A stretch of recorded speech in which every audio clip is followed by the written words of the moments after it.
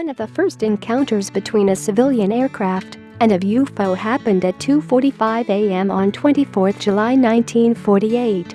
Captain Clarence S. Chiles and pilot John B. Whitted, both former U.S. Air Force pilots, were flying an Eastern Airlines DC-3 flight from Atlanta, Georgia to Montgomery, Alabama.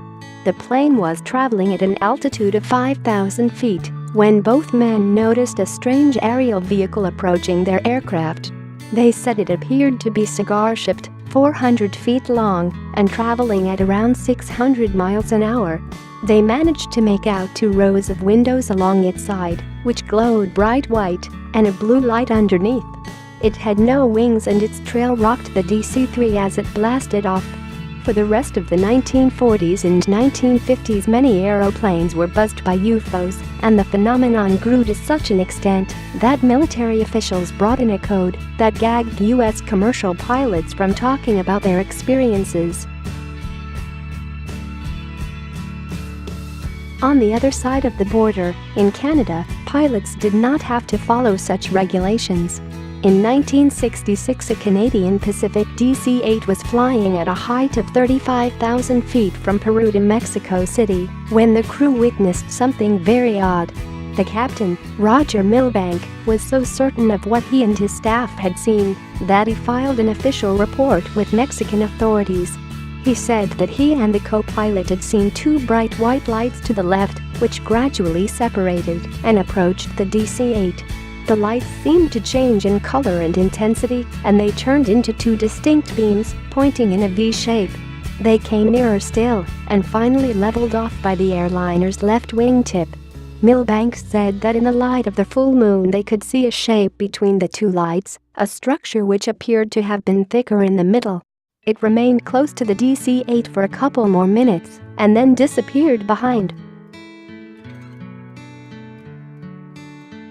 On one flight in the 1970s, the passengers on a British Airways jet had a very light-hearted encounter with a UFO.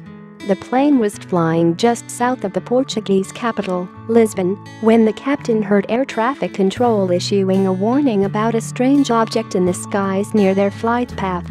The crew of the BA flight saw a bright light in the distance, and a cigar-shaped craft soon appeared close by.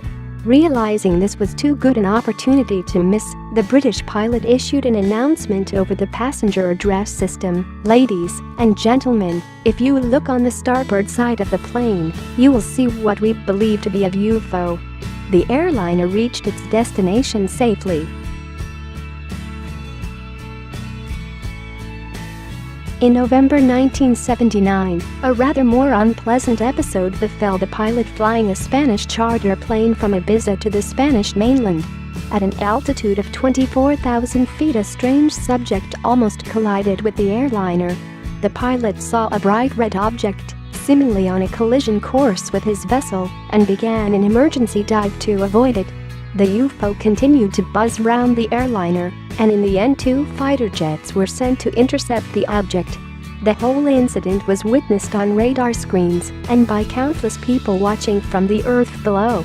A similar occurrence happened in the same area exactly 1 year later. The pilot of an Iberian Airways jet flying at 31,000 feet suddenly saw an immense green bubble in his flight path. The phenomenon was witnessed by 6 other commercial airlines in the vicinity, and some reports said it even swooped down on Barcelona airport. In recent years, other similar incidents have occurred.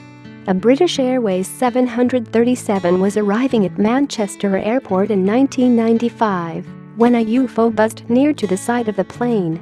An even closer event happened on 12 June 1998 when an Oslo-bound jet took off from London's Heathrow Airport. The plane's captain reported to air traffic controllers that they had almost been hit by a small aircraft. Later, the co-pilot said he had seen a very clear bright light, and the captain filed an official report claiming a fighter-sized aeroplane had passed within a 50-meter distance of the aircraft.